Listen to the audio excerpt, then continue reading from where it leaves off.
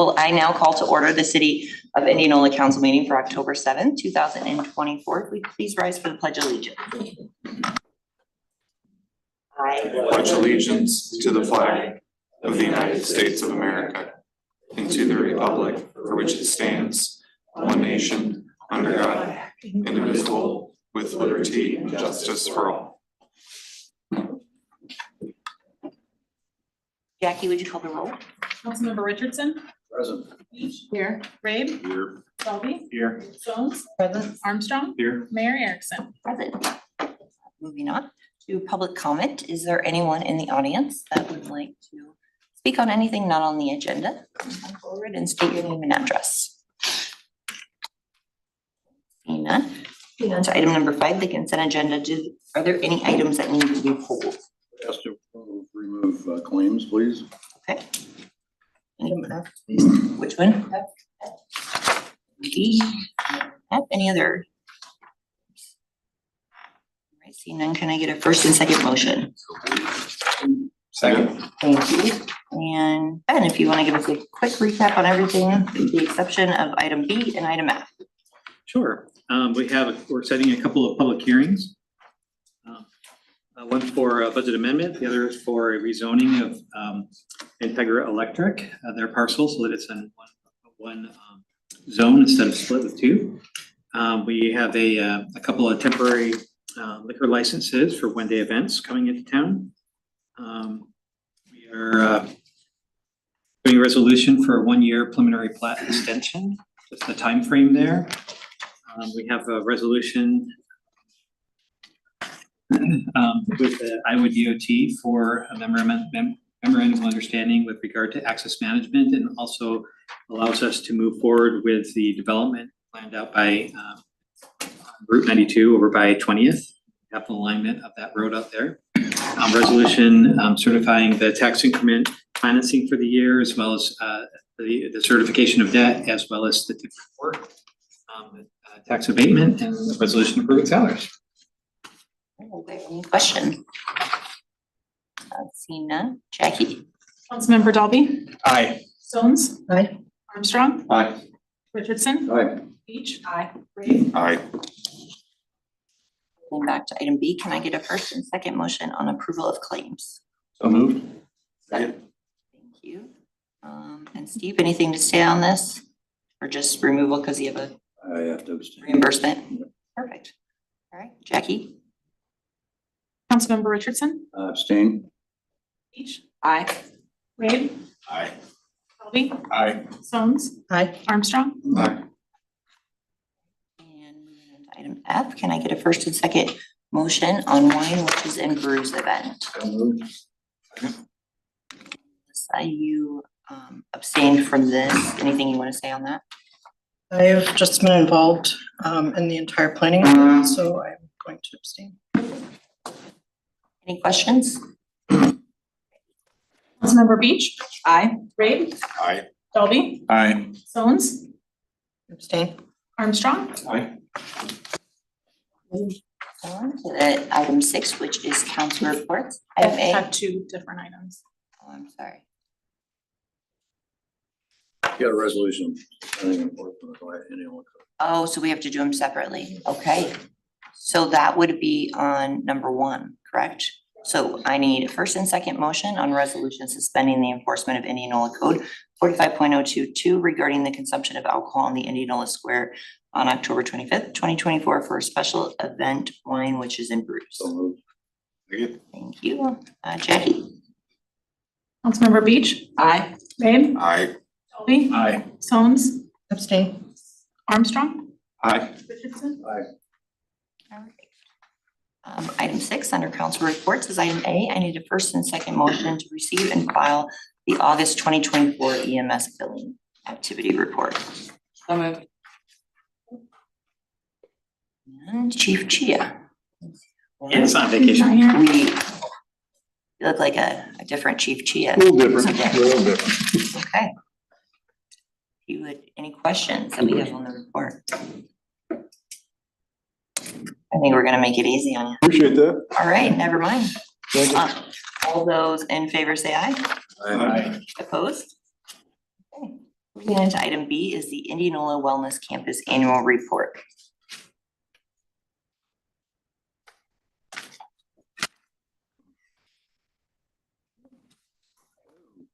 All righty, here we go.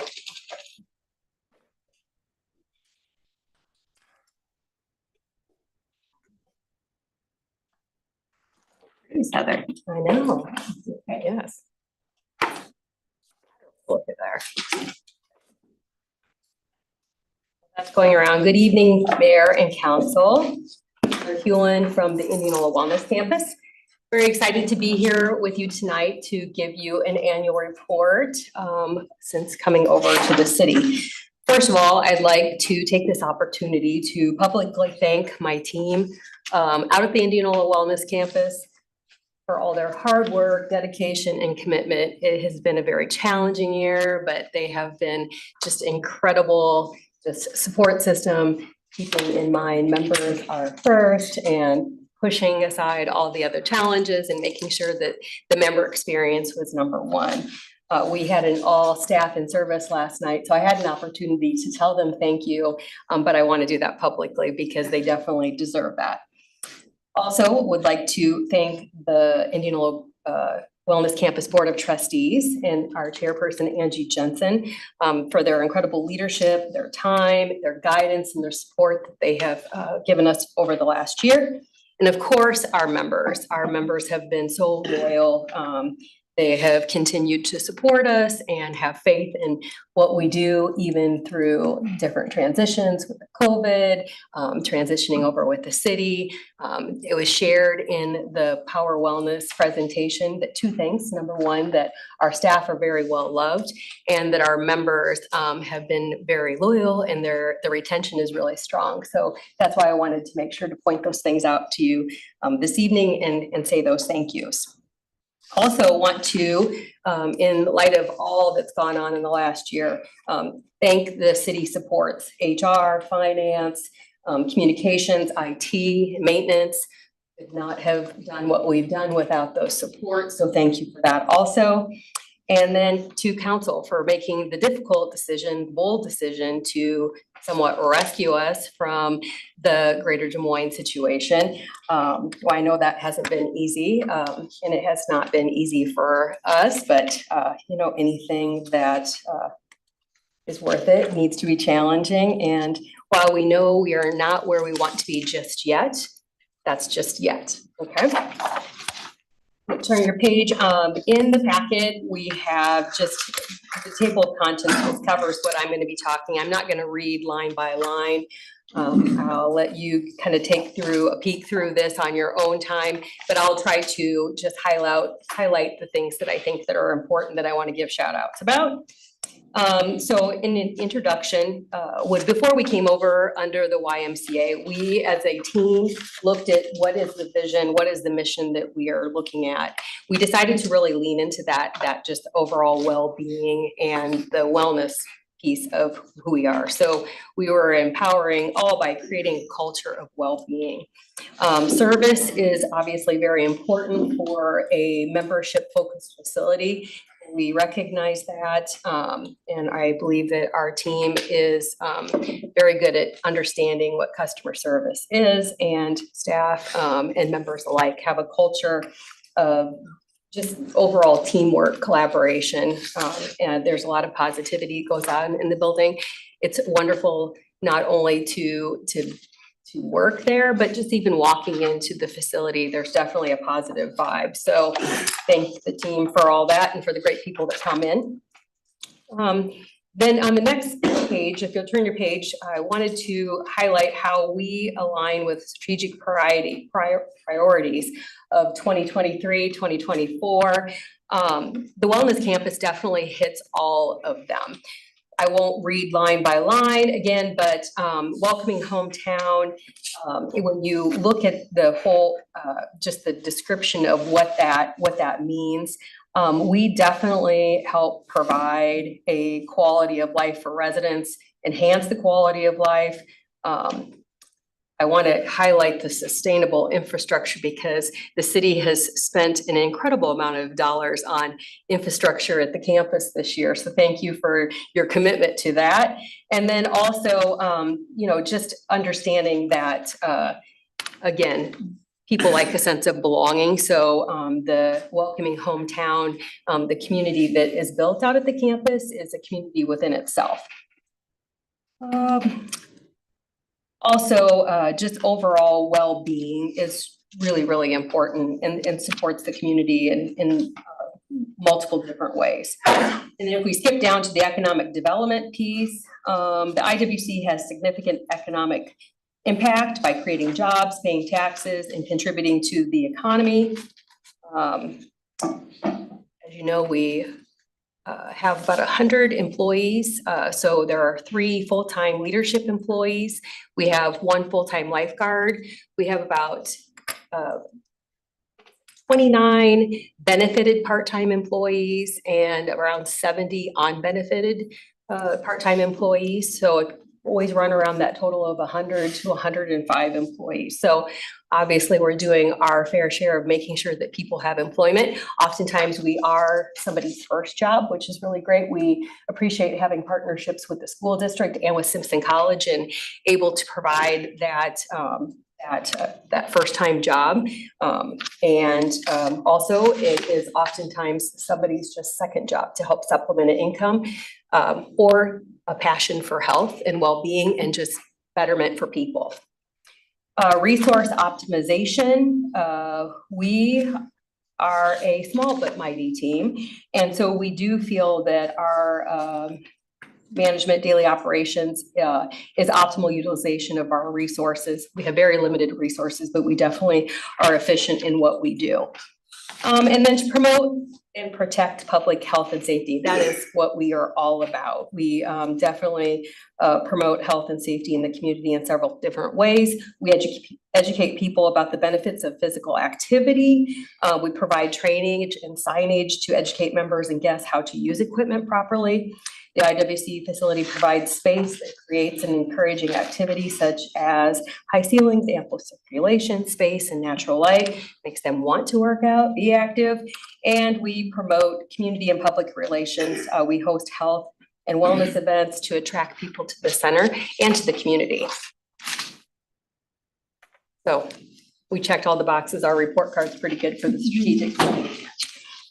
And then I will turn over to Angie, our chair, being she's kind enough to be here with us tonight. She can share a little message from the Board of Trustees.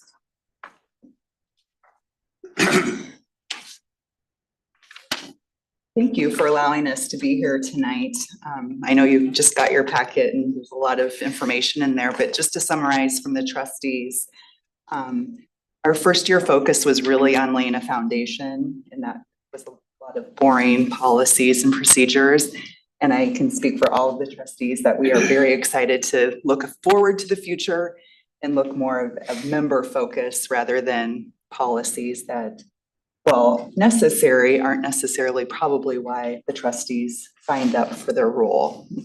I think that I echo what Heather said in thanking everyone publicly, and I want to thank all of you here tonight for allowing us to be where we are. Who knew a year ago that we would be here in a year, and it's just been a kind of a crazy year. It's been a steep learning curve, and it's required a lot of tenacity and a lot of behind the scenes work. And I'm thankful for everyone's input in that. I do believe that our community is stronger and healthier as a result of the IWC. And that's really what I want to highlight. So thank you.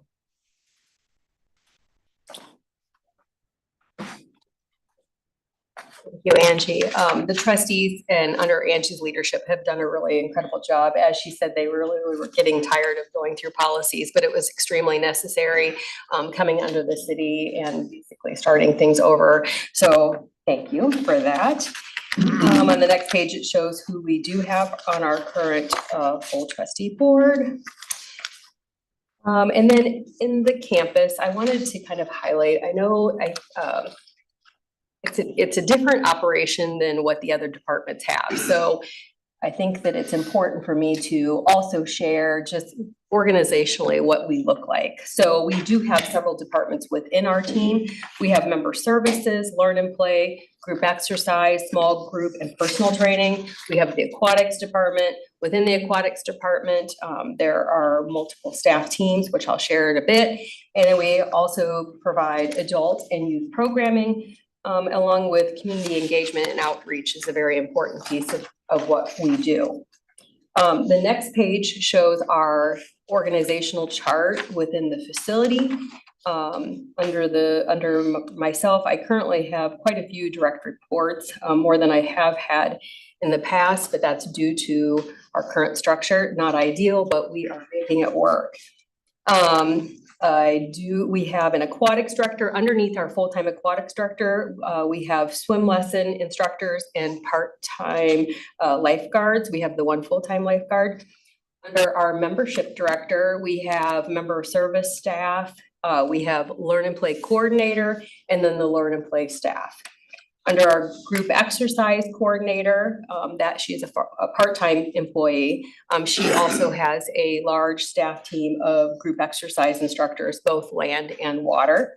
Prior to the transition, we had a part-time wellness coordinator who oversaw personal training, small group training, and wellness coaches, which when we transitioned over, we turned into member service, so we would have less staff teams to be more efficient when we transferred over, with the idea at some point in time we would move to a different structure. We know this structure is not ideal. It does not help our sustainability, but it was necessary in the transfer to come over the way we were. We do have a part-time administrative support who handles our community outreach. She does a multiple variety of things. She also helps with our marketing.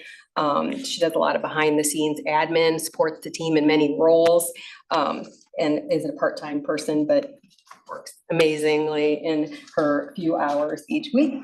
And then we do have the swim team. Under the YMCA, there was the Marlins competitive youth swim team. There was a big demand and a big ask for us to transition that team. So we started the swim team from the ground up. Under that structure, we currently have 2 head coaches that are part-time, and we have a part-time team office manager, and then we have 2 head coaches and 3 assistant coaches. So there's quite a few, while it sounds like we have a lot of staff, we actually have several departments that we have to staff so they can focus on those specific needs and goals for each one of those areas. And then on the next page, you can see the faces of our friendly staff along with their roles to better understand who they are and what they do. Really appreciate their quotes. I think it shows a lot about who they are as a person, their character, their commitment to just overall understanding teamwork and hard work. The next page shows to you that our staff are to focus on that safety aspect of not only the strategic plan, but the importance of the facility that we have. Safety is very important to make sure that everybody's well taken care of and doing things properly and in a safe environment. So all of our staff are CPR, AED, first aid certified. Learn and Play also includes mandatory reporting. Our personal trainers all have a certification for fitness. Our swim team coaches are all USA Swim Coach certified. Our lifeguards all have lifeguard certification. We also have our water safety instructors that teach swimming lessons. We have a lifeguard. We have lifeguard instructor trainings, they're LGIs, so they help train lifeguards.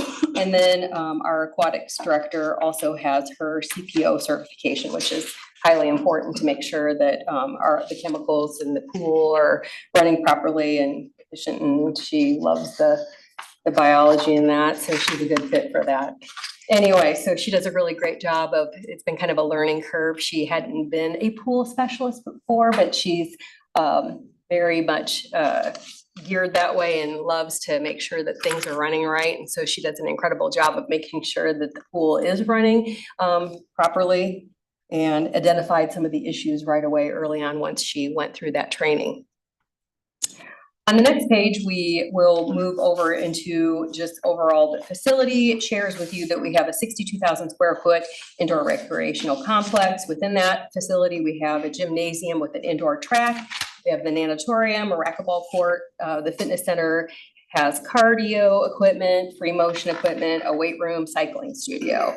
And we have programming for all ages. So we serve from 8 weeks up into, I think our oldest member is a little over 100 years old. And then moving into membership information. So in July of 2023, so we opened the campus on July 30th, 2023.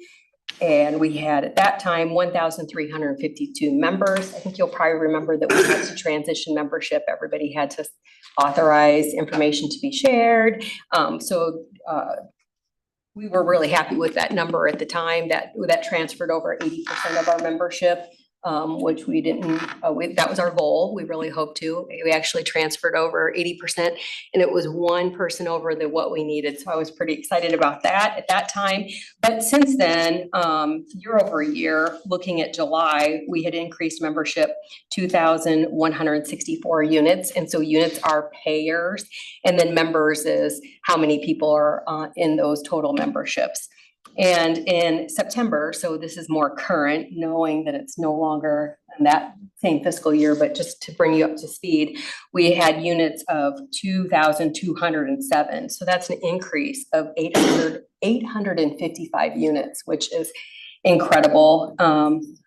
I, again, want to thank our members for sticking with us. Retention is really high for us, which historically we've always had great retention, and we're obviously thankful for that, because it's more efficient and cheaper to maintain your members than to bring new members on all the time. So we also know that it's not because we have amazing equipment. Our equipment is aging, but at the same point in time, it is getting the job done. Our group exercise classes, I think our staff and just the overall variety of classes that we offer help with that also. Anyway, so up 855 units since starting the campus is just really incredible, especially when we're doing it on low resources of staff and money. The next page is a report that pulls right from our software in Core. Our membership director supplied me with this information. So the highlighted row shows our average rate per unit. So that's an important piece where you look at membership as a whole, and then you divide that by a number of units. So you can see the fluctuation a little bit, just a couple notables on there. We did phase out the financial assistance that was specific to the mission of the YMCA. We phased that out at the end of November of 2023. Along with that, we phased out corporate discounts that were tied to the YMCA. Those were agreements that were set up with them. We transferred over because we told members that we would transfer over, but then we notified them that those agreements were no longer valid when we were the IWC, so we phased those out. And then these numbers that are in here do not include the employee memberships that are under the City of Indianola and the IMU employees. So it is good information to have. And if you'll remember, I believe Power Wellness had shared some information on where Target would be from a benchmark standpoint. The information that we were pulling in their report was from very early on. And obviously, when you increase your membership as significantly as we have and make those changes to bring that average rate up, it makes a difference. So just wanted to include those informations in there for your information. And then that's those next two pages. And then the next page is the retention from August 2023 to August 2024. From a wellness or fitness center standpoint, these retention numbers are really, really great. So we're very proud of that. And then the last membership data report shows total net units, and that's a breakdown of by membership type. Just kind of interesting information. We know that our family membership is obviously our highest pay rate of a membership type, and also our lowest. And then you hear us talk about those third-party payers, which those are like the Silver Sneakers, Silver Fit, Active Fit. Those are those insurance benefit plans that are at a lower rate. So when Power Wellness was talking about discounted memberships, that's what they were talking about. They were talking about, otherwise we phased all the other ones out. Those are obviously very popular. We had 950 of those at kind of our peak time. I know you're kind of still looking at that, but I'm going to go ahead and move on to programming accomplishments. Really excited about just a lot of the Group X things that are happening at our staff team last night. Just had an incredible, just shout out the excitement for what those group exercise instructors do, just the connection they make with our members. They actually make working out fun, and they love what they do. So group exercise, the matrix that Kim shares is just more current. So it shows from July to August is up. But all in all, participation in all group exercises up. We definitely saw an increase, significant increase in water exercise classes, which was interesting because you remember our rec pool was down for a significant amount of time, but they were ready to get back in the water. So water exercises up. And then we are offering a large variety of classes. We currently offer 50 land classes in the studios.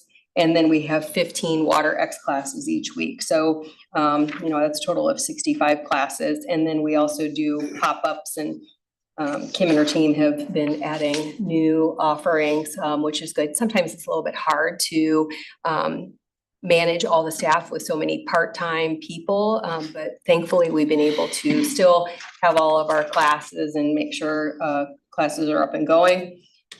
Small group training and personal training is down from years past. We do not have the number of personal trainers that we've had in the past, so that does impact our revenue from a programming standpoint. We're hoping to bring those positions back soon, just because there is a demand for personal training. Personal trainers have to be certified, and it needs to be fit with a certain skill set. Usually a personal trainer has a specific or personality or a demographic they work with. And so we currently do not have the personal trainers to cover all the needs right now, but look forward to expanding and being able to bring those positions back. And on the next page, we go into kind of our youth and adult programming, including Learn and Play stats. Learn and Play is free with membership. It's an unpaid program. It's paid in the terms of membership, but it's not an additional. But year over year, Learn and Play, we are now seeing around 4,782 kiddos checked into Learn and Play, or at the end of 2023, we had 3,989. So Learn and Play, we know from when we brought back programming from COVID that Learn and Play is really popular gives an opportunity for moms and dads to check their kids so they can get their workout in. And sometimes it's just for a mental health break. So that too. The Sea Turtles, I already shared some information about the turtle team. Last year, again, it was the beginning of that team, so spent some time on just like training the group is all overall, the matrix to put swimmers in levels where they needed to be and for better just overall quality programming for them. They had an incredible year with their qualifiers. They had state and regional qualifiers, the legends. They had 35 swimmers that qualified for state, 8 qualified for regionals, and 15 made Legends. Legends is it's a booster supported event, a booster meaning our turtle boosters. Supported event where they try to encourage kids to participate in as many events as they can, full well knowing that they may not have the times to compete and win, but it's more just if they participate to encourage more just experience in it. So in 15 made that, so they were pushing themselves a little bit more. So we like to see that. And then we did host 3 home turtle meets. And we had over 200 swimmers, spectators, and volunteers that came from all over to get those events going. So, and that's a great opportunity. I want to say that without our boosters and our volunteers, we wouldn't be able to have those home meets. So thank you to the boosters for all they do to make sure that our meets are running efficiently. And then we do also have several events that go on throughout the year. We have quarterly community days. That's where we open up the wellness campus at no charge for any community member to come out and jump in the pool, try classes, utilize all the services that we have. We also hosted a flu shot clinic with Medicap. We done the Healthy Estate Walk. This year we had a really great turnout for that. We did that last year also. And then had hosted several speakers from various agencies for Mental Health Awareness Month. And then the next page, just to support some more programming information, there's a patrons count for the pools, both comp and rec pool. Like I said, participation is up. It's an increase of 19% since last year, which is really great to see. And tricky when the pool was closed for a while and during competition swim team time, which is from October to March, the competition pool isn't always available for members, but we still do in both pools have group exercise classes, open swim time, and in the competition teams and lessons. Then on the last page, is it the last page? Not quite the last page. The next page, we have community engagement and just that creating connections that we do for the community, that welcoming hometown that we like to be a part of. So volunteerism opportunities that we have are being on our board of trustees. And then we also have our booster club for the sea turtles. We have hosted a variety of just overall other city department events in the community room, which is we like being able to do that. We have not charged for that at this point in time, but that might be something that we need to look at as far as revenue generating.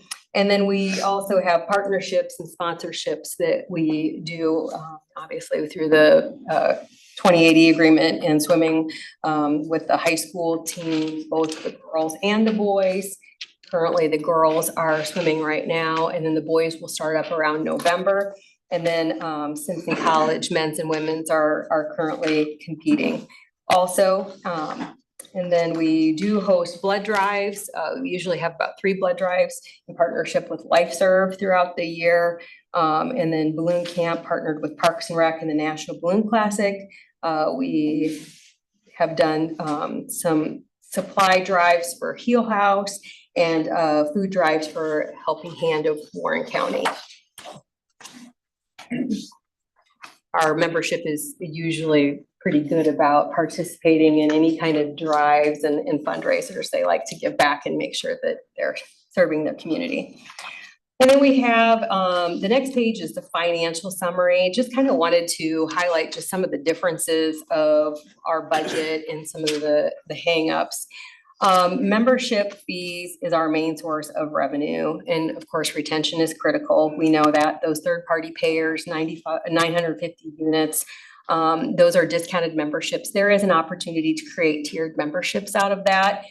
We have lots of there's still a long list of items that we know that we would like to do that need to be done in order to generate more revenue. And that would be one of them. And then phased out, I already mentioned to you how we phased out those. And so those changed our membership revenue for the better.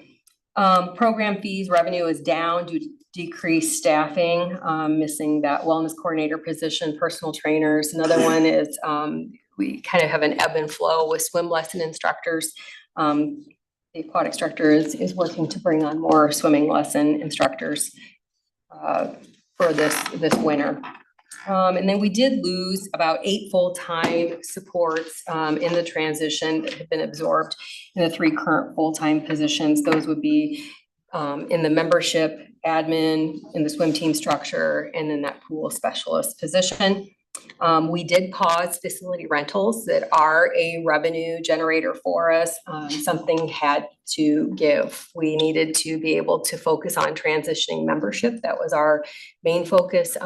We do know that rentals, facility rentals are a money generator for us. And then we have birthday parties that have been really popular in the past that also bring in nice revenue, and it's fun for families to have birthday parties there. And then we obviously have city departments and partners that utilize the facility also. It's necessary to review and revise the 2080 agreement. We know that with the expenses that we're facing regarding competition specific to competition swimming in the competition pools. Transition notables would be, we went through line by line the FY24 budget, and one-time transition expenses totaled $124,000. Those would be transition expenses from coming over paired with one-time maintenance things that needed to be taken care of.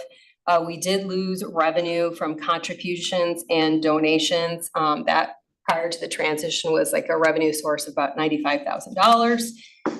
We have an opportunity, it's come up several times. Those people that used to donate want to donate. So the opportunity to create a 501c3 status is really important, or friends of.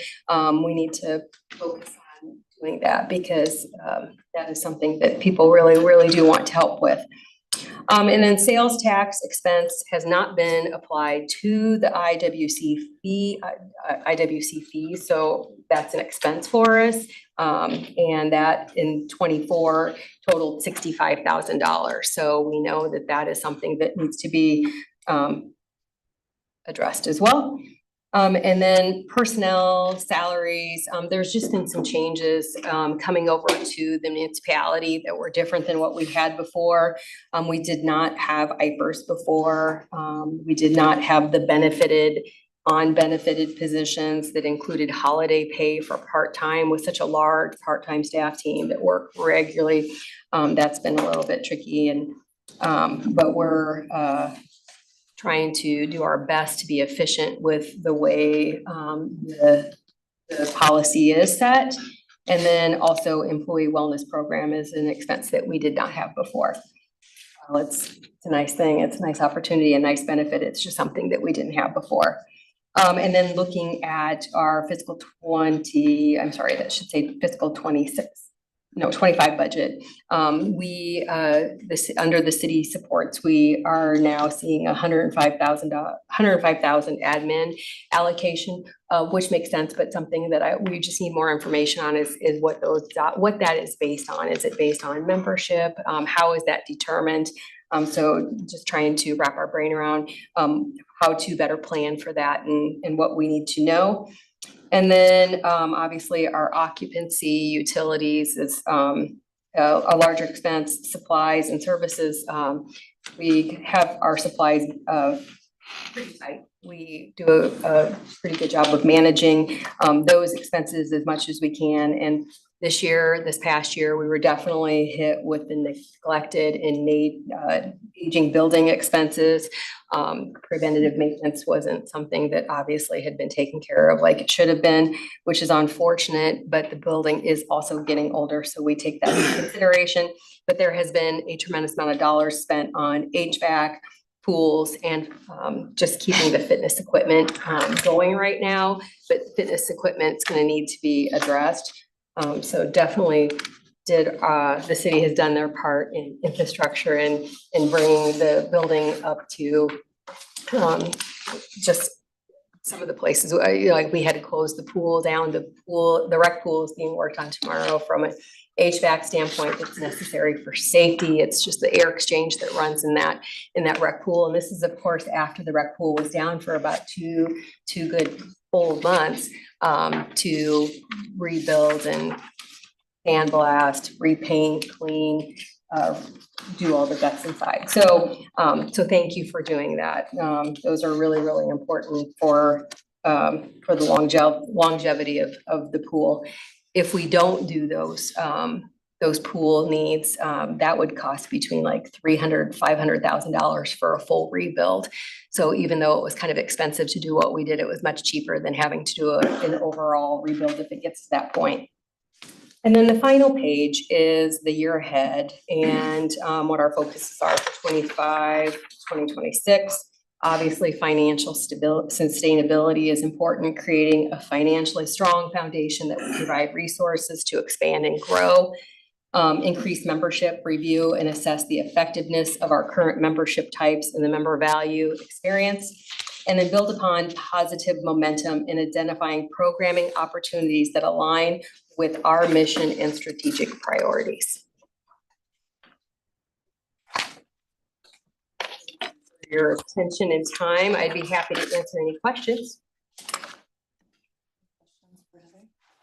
Heather, thank you for all this information. And maybe you mentioned this and maybe I just didn't hear it, but talking about the lost revenue,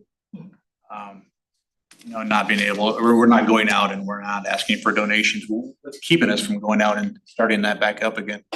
Right now, before when we had the status where people could use it, obviously from a tax benefit standpoint, the status that we currently have. Okay, so we need to change to that 501c3 first? Yes, we need to set one We up. need to set one up. And what's keeping us from setting it up? Nothing. We just need to set one up. In response to who would do that? Would it be the Board of Trustees or would it be? It would be the city, staff? we'll work with our city attorney. Thank you.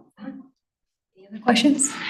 I have a quick one, Heather, and Yes. maybe you don't know, and so I was gonna email you, but Okay. well, maybe somebody else has this question. Do you know how many swimmers we have in the program?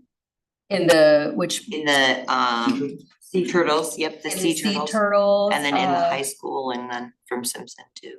It's okay, I didn't yes. expect you to know off the top of your head. Yeah, we have, I know we have about 43 on the Sea Turtles right now, but there are some that are holding because they're high school swimmers. And so they'll be joining on in November. I'd have to look at the numbers for the high school in Simpson again. When I got information before, it was early in the season. They always have some to add and drop. So I can definitely get you that information. I'll just send you an email. Okay. That way, whenever you, Yeah. no rush, I was just curious, thank you. Yep, you bet.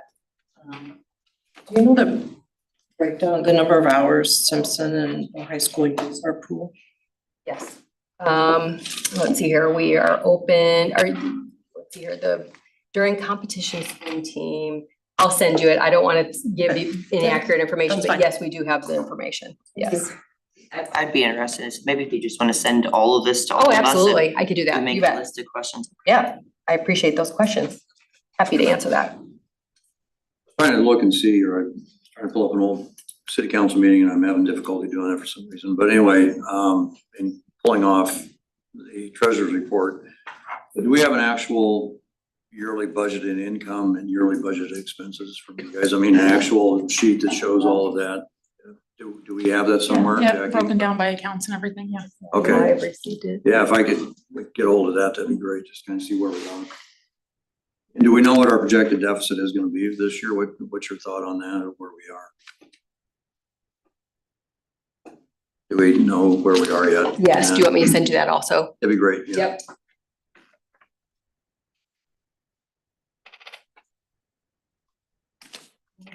Yep. Larry, thank you so Thank much to you. you and the trustees. Yes, for all the thank work you, on thank this. you. Is there any other council reports? We will decide and Okay, work our way around. on this side, this Steve or that Steve? Okay. Well, you weren't looking, but I was looking at you, so you didn't see that. All right. A couple things, League of Cities Annual Conference, Melissa and I and Bill and Roxanne were there.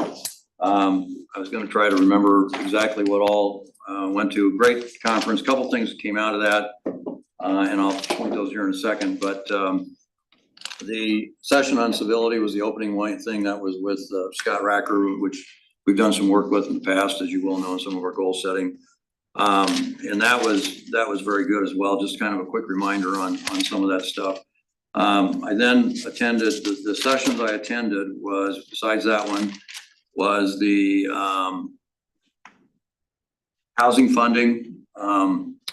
That was the one that was kind of, it was pretty interesting on some of the different funds and uses for housing, and some single family issues and some multifamily breakdowns and some information on how we go about some housing things, and it was good. There's some information that was just worth remembering. Grant funding was another one. There's lots of grants out there right now, federal grants and things available that are pass-through money through the feds. Talked a little bit, I think, with Ben about that, but I've got some more information that I need to pass along as well.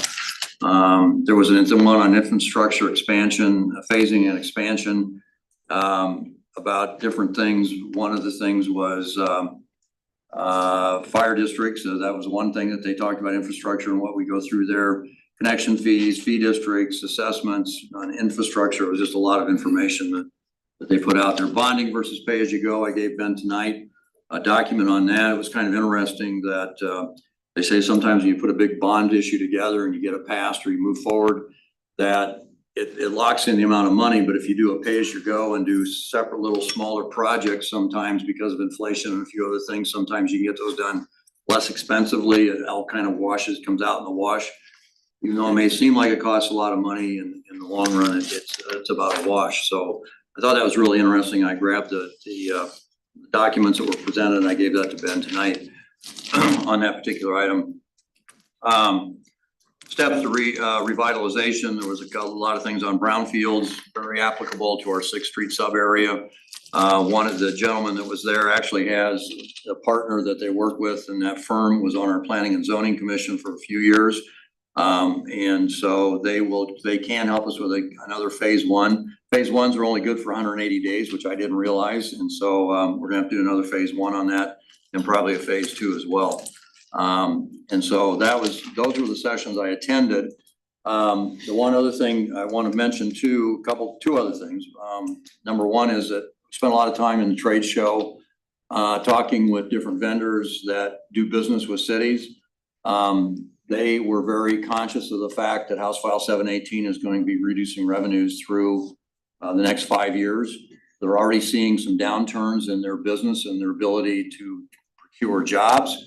And in talking with other city and mayors and council members and staff, they're just experiencing the same things we are, with the number of bidders going into various projects.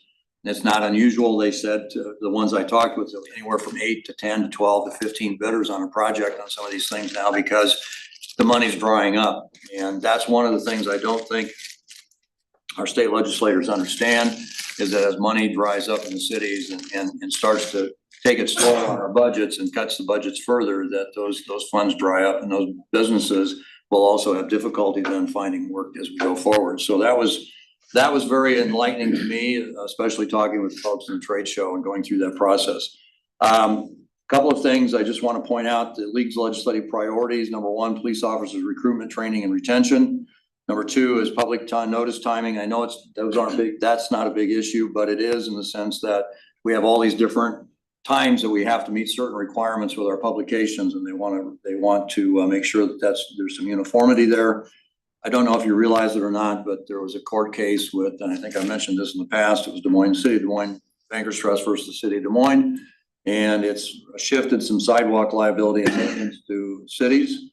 And that can be a huge issue if there's any liabilities and those kinds of things. So that is another thing that is going to be tried to keep pushed this year with the League of Cities. The other thing I attended was the first inaugural regional summit last Thursday. Josh and his team got an award, so I was there able to see that, but more importantly, we had 11 counties represented at the partnership event.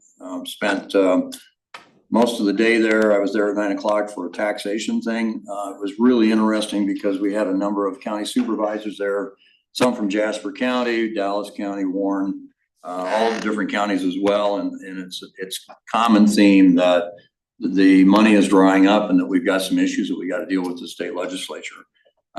Did talk a little bit about how it affects smaller communities a little bit more in some ways than it does bigger communities, because smaller communities have nothing to cut. And so when you've got 8%, 7% inflation, and you're only growing your revenues at maybe 2%, you got one person that runs all your city, water, sewer, everything else in the streets. You have a half-time or part-time clerk. What do you cut? There's nothing left to cut. So those are the kinds of things that was discussed in that meeting. And there were a lot of other things that went on in the day, particularly a lot of discussions on workforce, other kinds of things as well. It was a very good day. They're going to do this again next year, and I highly recommend somebody, more than one of us, attend that as well. So those are my reports.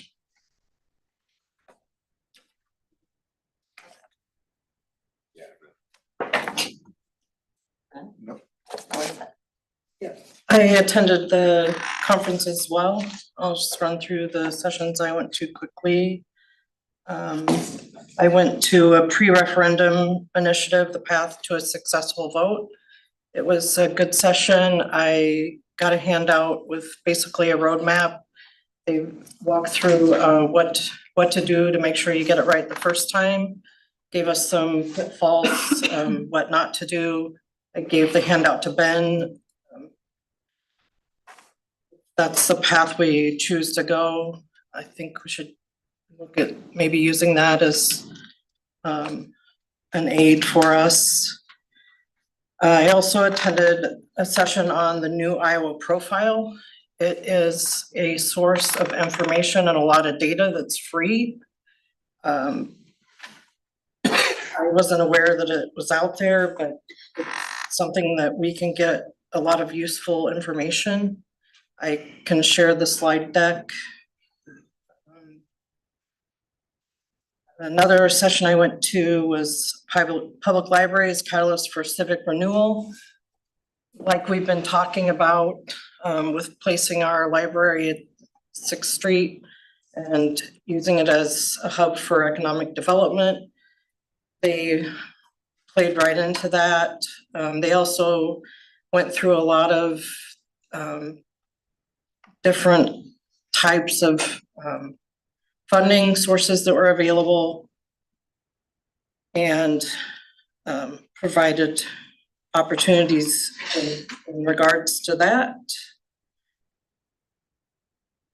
And another session I attended was developing capital stacks in your community, and another session on funding sources that are available. So as we're going through our Vision 2030 and looking at funding options, I have a slide deck and different sources that we should look into. So that's that. I do want to give an update on the landfill. Last month, Steve and I were not able to attend the meeting. I attempted to call in, they did not answer my call. We had a number of things kind of that we wanted to address. Activity was one of them. This pushes it along. We would really like a Zoom option. And I have since met with Diane Fitch, the chair of the board, and we will be working on that. The landfill's built on a rock quarry. It's been difficult to get internet, but they have fiber coming apparently this fall. So we will be working towards that. And that also then, Christina and John had been working with them to go to credit cards and potentially also a cashless system. It's been on the audit report for at least a couple of years. We need to move in that direction, so we will continue to press that.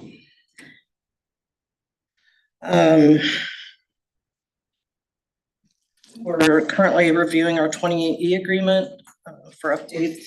The last time it was updated was 1997.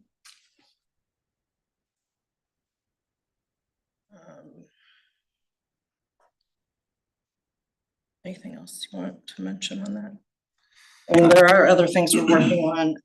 Those are the things that we've pressed on for this meeting that we'll be able to tackle right away. Yeah, I would say once we get the internet, credit card payments kind of opens up review of everything. Fees, schedule, and Internet gets a Zoom meeting, so then you can actually hear all the meeting. Kind of key, So this fall, they're saying? that's what they're saying, so. If there's not, is there a backup plan to get Starlink or something out there? I've told them if they don't get a Zoom option, that we will rotate meetings Yeah. in Winterset and the Indian Hall Council chambers at night, so. that's what. Anything else? Question, maybe for Doug and Ben. But with the state legislation changing on the requirement for electronic meetings to be available for members, is that potentially something that would apply to these types of boards that are underneath? Through a So, 2080 I government. mean, that's why I was gonna email you about that, cause I would think it would. It's a governmental board body, It's but governmental bodies, so.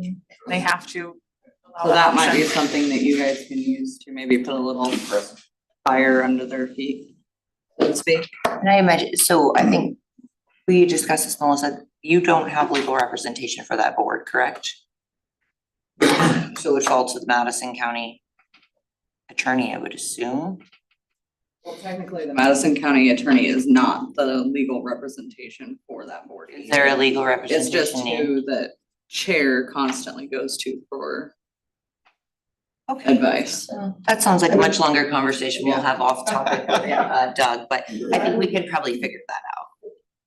We have 50% ownership in it as well. That we were a majority. Is it 50 or 50? I thought we were 51%. And I went back to the original document and I can't find 51% stated. That might be something we need to look into too. So if that's the case, we need to find that. So that that's included in that new 2080 that they're working on. All right, Steve? I do have an update. My other Steve was running around at the Iowa League of Cities meeting. I went to the GPC meeting for him. And we had some breakout session tables with different categories, from economic development to property taxes to education to transportation, you name it. So a lot of the focus was spent at whatever breakout table that you went to. So I went to economic development, property taxes.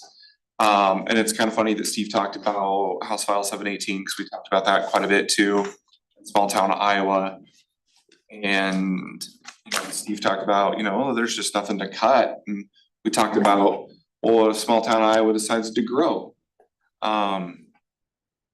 there's no incentive for them to grow with House File 718. So I think that's just gonna be an interesting thing that keeps happening year over year. So when Steve keeps talking about how it's hurting, I kept hearing that in that room that day. But it sounds like the top two priorities going into the next legislature is gonna be workforce and no shocker property taxes. So I think that's gonna be the focus that we're gonna see from that, so. More come in January. Fun. On to the mayor's report. I had a lot, so I typed it this time, so I want it, but I lost my agenda. All right, so a couple proclamations. October was proclaimed as the Arts and Humanities Month, as well as Community Planning Month in the city of Indianola. This week, October 6th through 12th, is Fire Prevention Week. The theme is Smoke Alarms Make Them Work For You. And I encourage everyone to install, test, and replace your smoke alarms as well as your batteries. I proclaim October 28th as First Responders Appreciation Day in the city of Indianola. We have Public Safety Open House coming up this Thursday from 5 to 7:30. We will have the Indianola Noons Lions Club grilling for a free will donation, as well as some hands-on activities and demonstrations, and have a free will donation. Erin, thank you for sending out a sign code reminder for all political candidates to reminder that sign codes prohibits signs from being in the right of way or city-owned property. So make sure that you're going around and checking your signs and getting them put back on the other side. I did that myself today, so. The city of Indianola has teamed up with Helping Hand of Warren County to do the neighbor to neighbor community donation supply drive.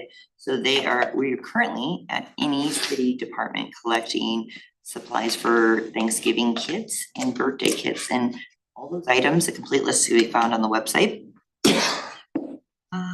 We had a visit with the Iowa Economic Development Director, Debbie Durham. We took a walking tour of the Indianola downtown Main Street. We had a great opportunity to look in the upstairs of the Harrison's building, and what a wild ride that elevator was, wasn't it, Ben? It was a hand pulley elevator, and there was multiple times we had to take people off because there was too much weight. So that was interesting, but it's great to see the potential we have down there. And then speaking of Main Street, congratulations to Erica Roberts. She was named Indianola's first Main Street director. We had a lot of great candidates, and we're really excited to have her come on board. Congratulations to IMU for breaking ground on the new state-of-the-art solar generation facility last 2 weeks ago now. All the weeks, it feels like it's been a long time since we met last. And then last week we celebrated a fantastic open house at our wastewater recovery facility. Congratulations to Jared and his team for doing a good job on that. And then my last one, I know you guys are probably excited, right? The last one is, I don't know how I missed this, but congratulations to our city council member at large, Steve Richardson, for earning the certified elected municipal official designation through the Iowa League of Cities. So we are appreciative of that. This designation reflects his dedication to professional development and commitment to our city. And again, I apologize, I missed that. And then I figured it out this weekend, and I had to avoid like I didn't hear about it. I wanted to wait to just surprise you. So thank you, and thanks for all you do with those. Norwalk doesn't get a say that they have what's the title? The Certified Elected Municipal Official Designation. So I'll make sure I tell our colleagues over there. We actually have two. I earned mine. I just didn't fill out the form. Oh, for that? Congratulations. I was a slacker, I guess. We'll get you next year. I got my email today. All right. Moving on to public consideration under old business. We have the Wesley Life Community, the Village, and I need a first and second motion on a resolution approving a preliminary plat for the Village of Wesley Life Community. Thank you, and Bill. Thank you, Mayor, Council. So the next two items I'll talk about simultaneously as they coincide with one another. The owner and applicant in this case is Wesley Retirement Services Incorporated, and they're represented by David Bentz with Fish Engineering. And they're looking for approval of a site plan for additions to their Wesley Life facility, including the addition of one public street, Angela Drive, which will house 28 duplex units or 28 units over 14 buildings. And then they're also installing or constructing an apartment complex on the south side of the site. So each unit for the duplex will be about 2,300 square feet. And then the site plan also identifies improvements to the existing facility, including a new front entrance, a community room, and a cafe seating area, and that'll be about 4,000 square feet. And then a 500 square foot addition for a new additional entrance into the building. And on the west side of the site, there will be a new 10-unit transitional care addition, just under 6,000 square feet in area, and a dining deck addition, just over 1,200 square feet in area. The new apartment complex on the south side of the site will be 3 stories, 28 units. That'll be independent living, And that building is just under 20,000 square feet in area. The main level will include 36 parking stalls. The trash enclosure will be located at the southeast corner of that building, kind of tucked in between a couple of the wings there. The applicant is also proposing amenities such as a dog park. There's already a gardening area, so they're going to install a patio that goes along with that, a pickleball court and a bocce court. So access to the site will be provided from Angela Drive and Robin Glen Drive, so I don't know the streets just yet. There's also additional access off of Northeast Street that goes into the facility there. As I said, Angela Drive will be extended, and those will include all the public utilities that exist that are stubbed at the end of that drive, and then will be extended to service those duplexes. 56 parking spaces are required for those duplexes. It's 2 per unit. They're providing 2 car garages as well as 2 space driveways, so they're exceeding that requirement. As far as the independent care facility, they're required to have 44 parking spaces, and the overall facility outside of the site provides 175 spaces. 5-foot sidewalks will be installed on both sides of Angela Drive, as it is a public street, and then 5-foot walking paths will be installed throughout the site to provide access between the care facility to the south and the Angela Drive to the north, and kind of just all around the Westlake Village. Again, the site will be serviced with all public utilities which exist in the immediate vicinities of both E Street and then Angela Drive. Stormwater detention will occur with a dry basin sort of in the center of the site. The existing wet pond it'll stay. So there are a couple of different ways to control the stormwater there. 25% of the site is required to be open space, and they're providing 63.4%. And then I've also included colored elevations for review, and those are predominantly face brick, fiber cement board, horizontal siding, fiber cement board and batten, fiber board cement panel, and then fenestration or windows. So those are all included for review there. So the site plan, all comments have been addressed at this point. A final plat is under review right now. But the site plan does conform with the zoning ordinance, the subdivision ordinance, and our comprehensive plan. So staff does recommend approval of the preliminary plat and the site plan. Again, there'll be, all comments are addressed for this portion of it. The final plat's under review. Happy to answer any questions. Also, the engineer of record is here tonight to answer any questions you might have for him too. In the past, I know there was some concerns about the storm runoff that would come down into those backyards over there, because there's historically been a lot of flooding. Will this plan help address that issue?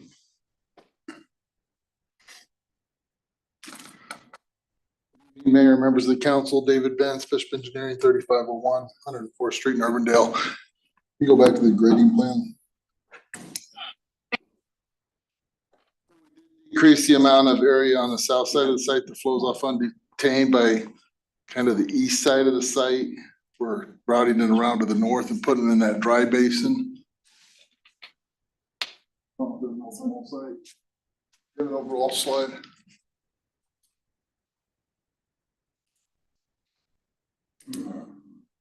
This is a good one. We're bringing, you can see all the storm sewer here. But some of this is running off undetained before, so we're bringing it up around here, and this is a pretty large basin. Over detaining it, and then whatever was coming to this pond before, that quantity or less is coming. How we handle that.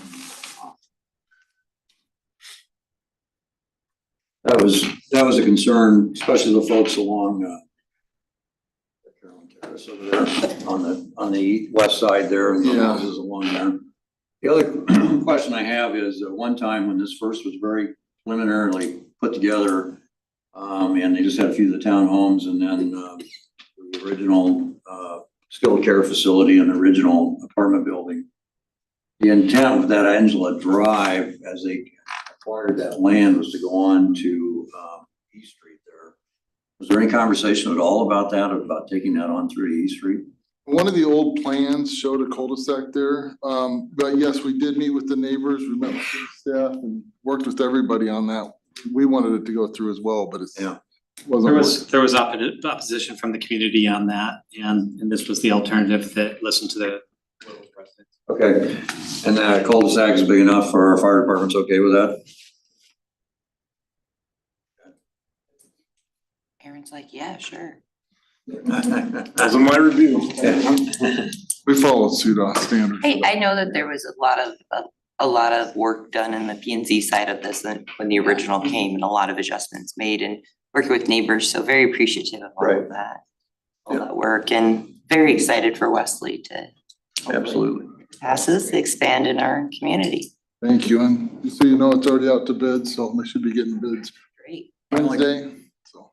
My only other question is then, is there no parking then gonna be on that cul-de-sac? Because obviously, emergency there, turning lanes are severely impacted by streets. Do we know anything? Have we talked anything about that yet? It would follow the standards we have for the rest of the city. We don't. When applicable, because there's fire hydrants and things like that, we would have no parking in those areas. When it's not applicable, parking is allowed. We would need to have the same standard at all cul-de-sacs across. Right, I understand that. I'm taking Pete Berry's line when I was first on the council, and it was always about cul-de-sacs and making sure that we were able to turn a fire truck around in that area with parking or without parking, and that was a question that he always raised, and I think it's still a valid question today, because we can't get in there and turn a fire truck, it's a problem, so. It's my understanding that this meets an international fire code. Thank you. Any other questions? Jackie? Councilmember Rabe? Aye. Dalby? Aye. Stones? Armstrong? Aye. Richardson? Aye. Aye. Moving on to item B, I need a first and second motion on the resolution approving site plan for the Village of Wesley Left Community, 1203 Northeast Street. So moved. Second. All right, thank you. Any other questions? Jackie? Councilmember Beach? Aye. Rabe? Aye. Dalby? Aye. Stones? Aye. Armstrong? Aye. Richardson? Aye. Great, moving on, under new business, we have quite a few code updates to do. These are just routine to bring them into compliance with the state of Iowa. And so the first one is I need a first and second motion on a first consideration of an ordinance amending chapter 18, City Clerk, Indianola Code of Ordinances. So moved. Second. Is there any questions on that? All right, Jackie? Councilmember Dalby? Aye. Stones? Aye. Armstrong? Aye. Richardson? Aye. Beach? Aye. Rabe? Aye. B, first and second motion on a first consideration of an ordinance amending chapter 5.03, operating procedures, meetings of the Indianola Code of Ordinances. Moved. Second, Second. are there any questions? Yeah, this is exactly what Christina was bringing up. Oh, yeah, with the meetings to bring it into compliance and. All right, Jackie? Councilmember Dalby? Aye. Stones? Aye. Armstrong? Aye. Richardson? Aye. Beach? Aye. Rabe? Aye. Item C, I need a first and second motion on first consideration of an ordinance amending the Code of Ordinances of the City of Iowa, City of Indianola, Iowa, by amending, I kind of lost where I was, amending provisions pertaining to sidewalk liability. Second. We don't want to do that one, but gotta follow the state, right? Jackie? I do have a question. Okay, sure. Okay, so am I correct in this then, that this meets the Supreme Court's decision then on that? Is that where we are? Right, there was no state code change on this one. It's just removing the section of our code that says that the Right. homeowner may have liability, and it just removes that line because now they may not have liability. Yeah, okay, thank you. Jackie? Councilmember Stones? Aye. Armstrong? Aye. Richardson? Aye. Beach? Aye. Rabe? Aye. Dalby? Aye. Item D, I need a first and second motion on the first consideration of an ordinance amending the Code of Ordinances of the City of Indianola, Iowa by adding a new section pertaining to adult establishment nuisances. So moved. Second. Questions? Jackie? Councilmember Dalby? Aye. Stones? Aye. Armstrong? Aye. Richardson? Aye. Beach? Aye. Rabe? Aye. Item E, first consideration of an ordinance amending the code of ordinances of the city of Indianola, Iowa by amending provisions pertaining to the bond requirements. I need first and second motion. So moved. Second. Questions? Jackie?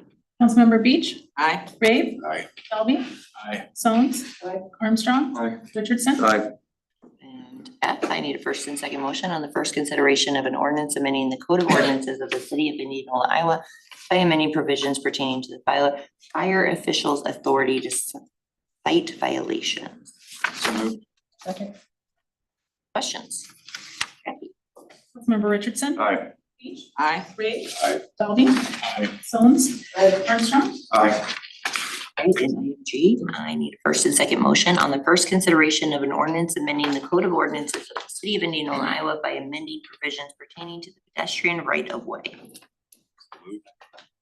Second. Any questions? Dalby, Aye. Jones, Armstrong, Aye. Richardson, Aye. Beach, Aye. Brave. Aye. Just had one question on this though, is item 6507 on pedestrians right of way there. I'm assuming that applies to our crossings of arterial streets with the bike trail. And I don't know at what point you stop for a person, whether they're standing there or whatever those cases are, but I do think we need to make sure we figure some things out there as far as making sure they're safe crossing. And I think one of the ones I noticed today, particularly in regards to this, is the corner on North Ninth. When you come at that blind spot of the trail, there was someone running, and I always go slow because I live there and I am paranoid. But I was going about 12 miles an hour, and I still noticed I had to like slam on my brakes because they just kept running. But we'll get there and we'll figure it out. All right. Moving on into city manager's report. Ben Reeves. Hey, the mayor went through a lot of the different activities and events that have taken place in our community, and that's great. We have another event coming up, the trunk or treat that's put on by the library. It's my understanding that the police department has has held up the gauntlet, that they cannot be defeated, and are putting the challenge to you, the council, to see if you can outdo them this year in the trunk or treat festivities. So put your planning caps on and hold some illegal meetings and figure out what you're gonna do. Only about costume wear, only. Figure out what you're gonna do with your costume. That'll be on October 31st, it's 5:30 to 6:30. Sorry, Steve, you told me. And it was on my list. There you go. Last week I attended the ICMA conference, had a lot of great educational opportunities as well, and that's been starting to bring some of those ideas into our organization, so that's been great. We are nearing the end of this construction season, lots of projects going on all over the place. I reached out with lots of different things, asking statuses and wanting if sort of things are cleaning up and progressing and moving along. So we appreciate your eyes and ears on that. But with that said, we do ask the community for patience as we're working the very fastest we can to try to button up a lot of these projects before winter sets in. And a lot of great projects, everything from K Street to the Buxton Light to Clinton to Culvert and the Franklin project out there, as well as Hillcrest and lots of different projects all taking place at the same time. So lots to manage and lots of great things happening in our community. Our fire chief's position has been advertised. It did go out today. I've been meeting with all of the firefighters and trying to spend a little bit of time with each, trying to get their thoughts and buy-in into the characteristics needed. And our replacement of Chief Chia, who has announced his retirement for the end of this calendar year. And so we'll try to find the best fit for our fire department moving forward there. And lots of great budget work is going on. Roxanne's doing a great job in having that move forward, setting up meetings and keeping things progressing.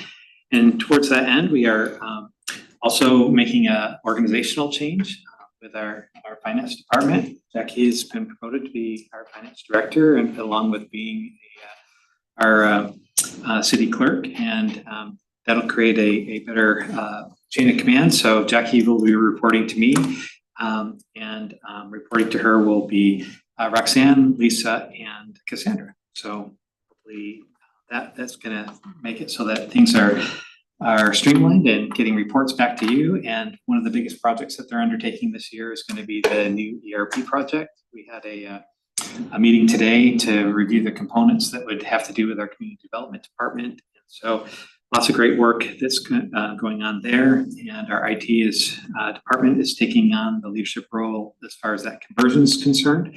And so a lot of good things are happening. That is my report for this week, unless the council has any questions. And in regards to Hillcrest, so and I know I sent you a message about this as well too. We've got some people cutting through the impatiens there. Is there any way we couldn't put roadblocks, particularly on the sidewalk blocking? Cause they're getting pretty close to that woman's flagpoles. And so that's what she asked. Can you just put that across and block that driveway or that sidewalk area? So we do have a meeting set up to meet with the contractor to evaluate the options that they would like to put forth to try to resolve that concern. And we'll explore those that are in the best interest of the community and the homeowners out there, and make sure that safety is preserved through that. Okay, perfect, thank you. Thanks for sending that, because that did prompt the meeting. Perfect. Here, if I may. Forgot to mention that on Wednesday this week, there will be a convoy of military vehicles, World War II, I believe, Korean War vehicles. They're following the old Jefferson Highway from Minnesota all the way down to Louisiana, I believe. They will be in Indianola around 4 o'clock at the American Legion Hall. They will be camping out at the county fairgrounds, and so I'm guessing they will probably be out there as well after around 5 or 5:30, if anybody wants to go out there and take a look around, talk with them as well. And I think it'd be a great opportunity for you to see somebody doing something a little bit different. But point I want to make with that is that the Jefferson Highway designation, I mean, this is because of that, so it's nice that we've got that designation too. Unfortunately, our plaque fell off. Yeah. LV Upset gave a great presentation on that, on the Jefferson Highway this past year. She did a really good job. Yeah. And then I forgot to mention one thing. You had mentioned the donations that we're putting together for the hands and Yes, that what we're ends doing. this coming next week. But that really comes back to the Columbus Day of Training and Service. So a lot of people think it's a holiday, and so we're shutting down the offices as if it is a holiday. But we're having an all-staff training meeting throughout the day, and doing a service activity that involve those donations. And so I just want to make sure that the community is aware that the offices will be closed on Monday.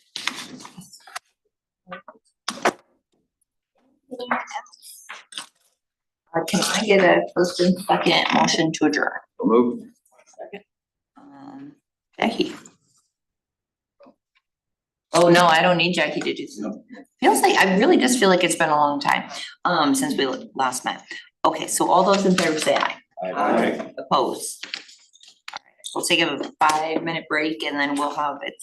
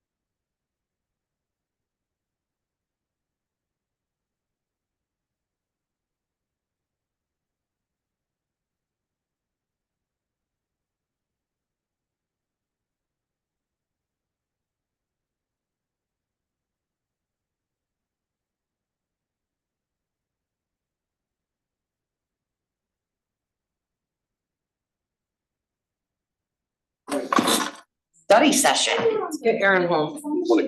Yeah, who's leading this? Jason, are you? Jackie is, I'm, Oh, Jackie's big time now, so Jackie gets to do big presentations. Okay, All the pressure's on Jackie. yes. So if you all can open up your laptops and log into the board portal. you should have a little pad that looks like that says Indianola board view on it. Where, that one? The board view, it's on the bottom. Should be on your start Like if you bar. didn't change anything from how they gave it to us, it's in the bottom. Oh, That's me. okay. Yeah, me too. It won't let me in. Password I had. I do. Steve, Save it. how many peppermint Yorks can you eat for supper? And it constitutes a meal. That one? No? Oh, well, good. I might get there tonight. Qualified number right there. Ron, I appreciate that. I don't know, You were but the when numbers guy. I came here, I logged in Oh, so and I was email good. address. Logged in. and I was good. It was good. Well, mine logs me out all the time too. No, I was good when, Thinking about a solution on this light too. Broad light, Oh, yeah. solar. good. And continue. Solid I idea. typed in my password Just report. temporary. Allow me It's to. gonna get us through a year, right?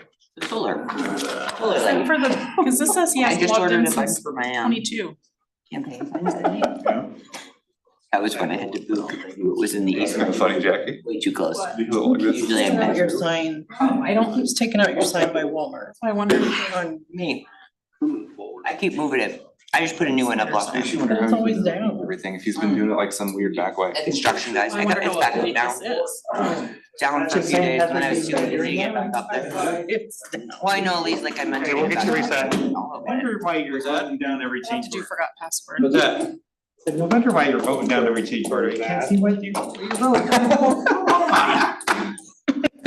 I deserve that. I deserve that. That's good. That was a good one. Distinguished council member, you did. That was a good burn. So once you do get in, and we'll get you in, Steve, here before we leave tonight, we'll make sure you get in. So if you can just follow along for now, that'd be great. Okay, so now click on the agenda that you want to view, so do the October 7th study session. You can join me. That's great. Join the meeting or just click on it? Click join meeting. Oh, present, voting. Feels so official, guys.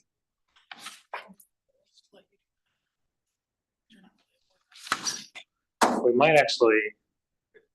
Josh, are you in? I did what you said. Okay. I'm gonna borrow your laptop. I'm gonna borrow you. Do it. You want us to click present voting? You have to click present voting, One yeah. moment where you like, Save. Yep, and then hit save. Yeah, it's there. hey. So now on my end, I can see that you've joined the meeting, except for Mayor Erickson, I'm gonna have you do present not voting. Since you- Duh. I was trying to break the rules. Okay, so I gotta leave and then rejoin. I changed you. Oh, okay. Nice. Okay, so now you should have gone back to the agenda details page. Do you all see that? Mhm. So now.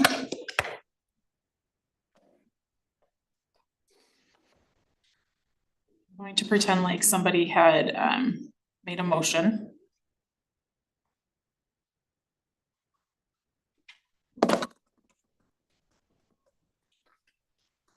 And then I'm gonna hit start vote. Now Whoa. you should see something on your screen that asks you to vote. Ooh, cool. Be voting no on that one, Jason. So I'll, you sure, or abstain? No. Nope, definitely a firm no. So, no. Firm. Or no. Can everybody vote no? I voted no. So after you vote, you just click, you show your highlighted vote and you just hit save. Can you switch it over to like what you can pop up on the screen now? Wait, so how do I see what the vote was? Or do you wanna see what you popped up on the screen? You were gonna, you have the board view that you can do on the screen. So then who will read the results? You, I Jackie? can, but there is a way that we can pop it up on the screen. I'm making Jason try and remember, was the board portal view, I think is what it was called. Portal view? Or portal display page, I think is what it is. And I think that one of the reasons we were looking at this is that those that are watching at home, it will show the votes on the screen. They can see how each motion is being done. And then I believe it Here, will Jason, if also, you do this one, I can will show show you. on the screen who's speaking, whether that's one of us or someone on the phone. Where's yours? It'd be nice for people at home. Down yours. We're so fun Go to to the listen to. settings. I can't eat anymore. Push request to speak 5 times. Okay, somebody requests to speak and let's see what I can do. How do you do that? Down the There's it on the road. bottom. So can I control that, the Actually got in. request to speak? Yeah, we can do a chair view. Yeah, and then I could be like, no, Armstrong doesn't have that on. I don't get a request, I don't get to speak. that's fine. Not happening. Because you voted no. I did vote no. Probably because you already voted, I bet. Start from the top. I voted also. for- I never had I that. voted yes, mine says failed, request 2-2 to to 1. Oh, Ron, I had to abstain. Oh, and it will, so I don't have to add it up, thanks. No, no, you I don't was have to like, do am I that, supposed to yeah. add that up? But Ron. No, I didn't vote evidently. no, you do not. Oh, and you can withdraw your. Well, we just kind of figured it was no, so. Steve didn't even vote. You can't He's log not in. logged I did, well, I just got in. Oh, I thought he got logged I got in. in finally. You got in? Oh, okay. So then did you hit that you were at the meeting? Present, you have to do present voting and then save. Hey, this has a chance to pass or fail. Back. Oh, God, it's really dependent on Richardson now? Yeah, let's see, he might abstain. Let's get you back in it. Yes, and then now go back to join. Okay. Present Didn't voting want to speak though. Okay. save. and then hit save. There you go. But now we gotta call for the vote again. I think Jay's gonna call for another vote here in a second. There you go. I don't get to do anything, this is really boring. I think Recall. Josh said he was gonna say yes to this one this time. Who would we recall? Or no. lead? We're recalling your last vote. On So recall. who gets to answer the speaker thing? Huh? The request to speak? Yep, so you can click on that whenever you want and it'll, I did. okay. But then eventually there is a chair option, we'll all be able to see that, Mhm. who wants to speak. Then about 2 weeks from now through. And then I will say, and then not right now, I'm not in that. I can't request to speak. Gotcha. It might be, it could be your permission level. No, they all have it. It's like her. Yeah, it's gonna be a lot of practice It's here. like her. Let's do it, Brian. No. We came at the same time. No. Battle with no word. Show it on your. Pretty sure, that's pretty sure, I kind of look, are you on the Okay. agenda? The same page as you do? Yeah. It doesn't have that bar at the bottom, this is current item. I'll just never be Oh, crap. absent, so I How do I can go back? reverse it. Oh, it's here now? Yeah, it was hiding. Now you're Oh, that's on. weird. Yeah, so you I'm in the wrong meeting. go back. Leave that meeting for a second, let's go back to the, Am I leave a meeting? just to leave it real quick. Study session? Let's join the study session again. Meetings. Save. That's just fine. Apparently you just gotta plug it out and back in, all that thing. What's the number one question? Have you rebooted Have your you computer powered it yet? down, turn Guys, I back? really needed this, thanks for failing it, thanks. Okay, so then I called the speaker, and so now it's having her as the current speaker with 3 minutes on the clock. Give me 3 minutes. And then if it doesn't go that whole time, I just hit end. Anybody else request to speak? Let's see. I should see if it Yep, I works. sure did. This is gonna be really hard for Steve. Who's Steve? Both Steve's. 90 seconds is just not enough. And then I can always add speakers on my own too. No, You can Steve withdraw was it. gonna throw footballs, remember?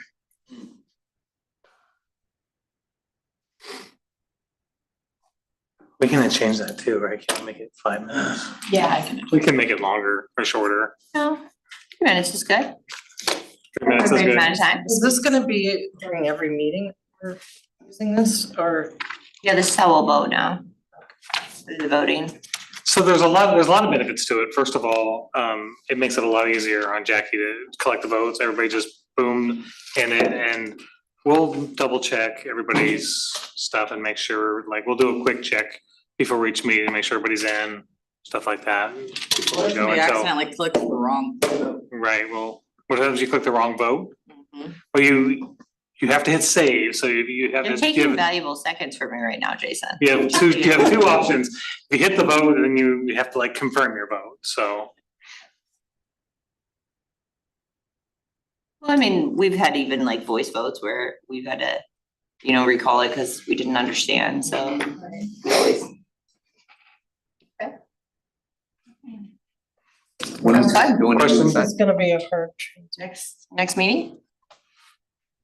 You guys are okay, I'm, I think it'll be Whatever pretty you guys easy wanna because do. it will keep us actually, the bottom part will keep us in line where the meeting is, so it will just keep updating versus having to, I mean, I have to scroll the agenda. And then constantly. this screen will be It's kinda up either in, if we have something going on, the screen that you need to see, this will be in a picture-in-picture window. So you'll be able to see it as needed, so. I mean, there's not a lot of pressure on me, cause I don't have to do anything with the buttons, so. No, You okay with it? we just have to remember to. Yeah. Technology's not hard, guys. It's fun.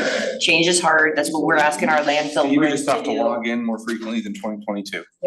I just want to extend appreciation to Jason and JD Yeah, for thank getting you the air both. conditioning fixed in here. Yes. Oh. Actually, I was a little chilly at one point tonight. It was I actually kinda like- turned it up earlier, Wow. so. I believe it or not. actually noticed like it seemed so much cooler and I didn't know if it was because it was finally fixed or if it was because the temperature was dropping outside. Right. Anything else? Meeting when we're done, or like just killing the screen with that? I think it just, does it, none of the Thanks, guys. discussions I saw it said you had to leave. I'm not like in the meeting for like 2 weeks or something. Now, once the meeting's closed, everybody's kicked out. Okay. So, Do we have to do something to get out of it? Nope. Oh. It'll just, they said it was just. Taylor didn't know when they were coming back to do that last part of Franklin. We're good to go. Dave didn't know when they were supposed to come back to do that last part of Franklin. But he said, well, do you think in the meantime, maybe we could get, North Nine, we could get the barricades out of the street in the yard and it's not open yet. And I said, it is open. People are driving. Children are still walking in the street because you have the sidewalks barricaded. Yeah. And then I told Caleb, I'm gonna do it myself because on the way to this meeting.